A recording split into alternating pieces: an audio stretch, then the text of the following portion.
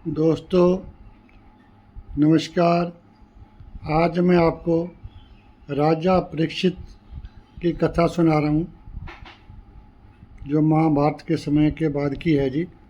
ध्यान से सुनो जी। जय श्री श्याम। यह कथा भागवत महापुराण पर आधारित है और राजा परीक्षित के जीवन, शाप, सुखदेव कथा और मोक्ष तक की यात्रा को रोचक और भावपूर्ण ढंग से प्रस्तुत करती है।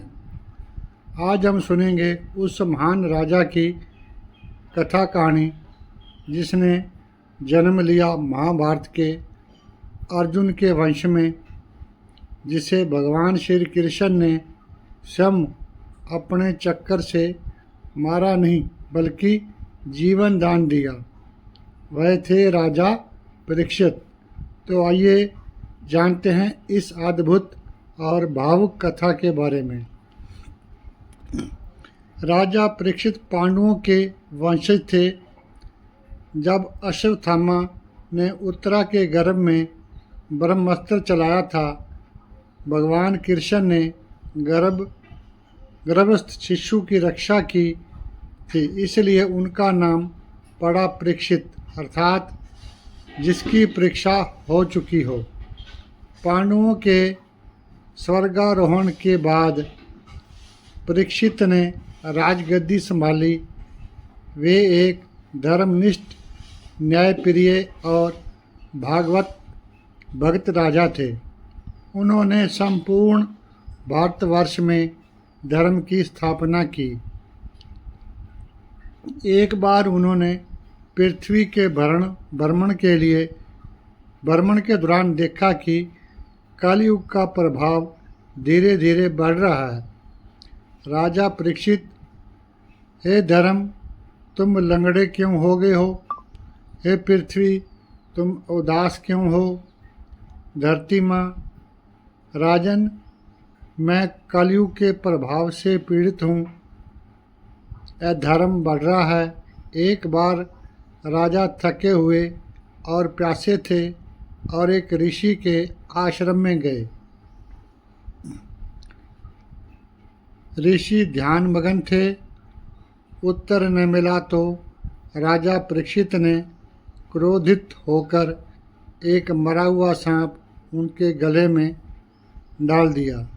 ऋषि के पुत्र श्रृंगी को जब यह पता चला तो उन्होंने क्रोध में राजा परीक्षित को शाप दे दिया कि 7 दिन के भीतर तक्षक नाग तुम्हें डसेगा। शाप सुनकर राजा परीक्षित ने राजपाट त्याग दिया और गंगा तट पर चले गए।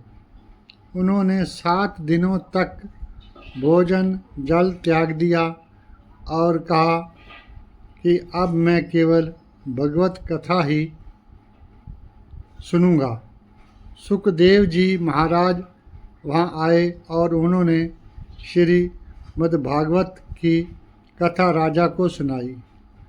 कथा सुनते हुए राजा परीक्षित को आत्मबोध हुआ, मोह का त्याग हुआ।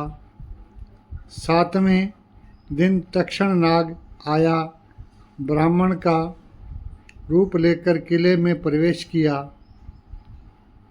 सबने रोका, पर परीक्षित ने कहा,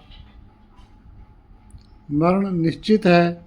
मैं अब भागवत स्वरूप में लीन हूँ।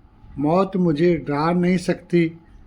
तक्षक नाग ने उन्हें डसा, लेकिन परीक्षित को मृत्यु नहीं, मोक्ष प्राप्त हुआ।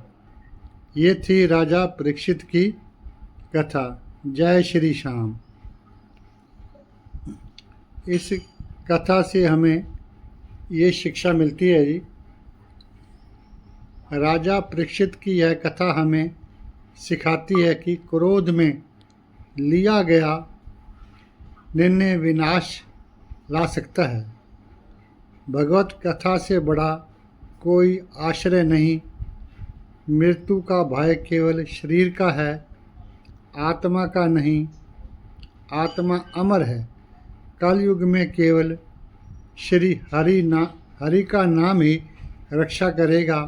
प्यार से बोलो जय श्री सुखदेव, जय श्री कृष्णा, जय राजा परीक्षित।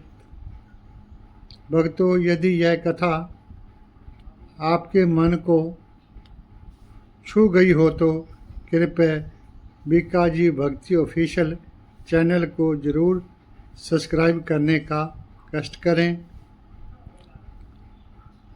कथा सुनने के लिए आप सभी का बहुत बहुत धन्यवाद।